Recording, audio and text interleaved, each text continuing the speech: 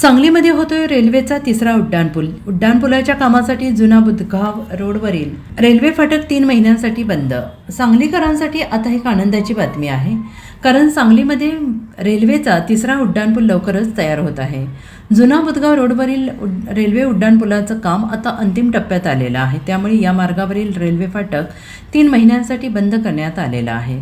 मुख्य उड्डाणपुलाच्या जोडणीचे काम हे या 3 महिन्यात पूर्ण केले जाणार आहे. त्यामुळे आता सांगलीहून माधवनगर तासगावकडे जाण्यासाठी एक नवा रेल्वे उड्डाणपूल सप्टेंबर अखेर नागरिकांच्या सेवेत सज्ज होणार आहे. मात्र 3 महिन्यात हा पूल पूर्ण करावा अशी मागणी स्थानिक नागरिक करत आहेत. आता सध्या जो रेल्वे प्रशासनचा जो ब्रिज आपला पंशीलनगर इथला ब्रिज जो काम चालू आहे, तो काम खरोखर यांनी 3 महिन्यातच पूर्ण करून दाखवावं.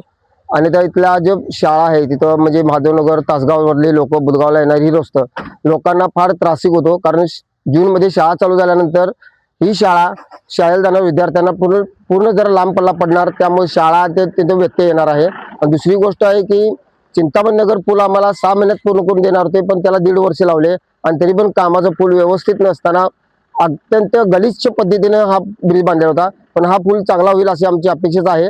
आणि लवकरात लवकर रेल्वे प्रशासनाने हे 3 महिन्यात पूर्ण करून द्यावे आणि लोकांच्या नागरिकांच्या त्रासापासून त्यांना मुक्त करावे. Bureau report SPN Marathi, Sangli.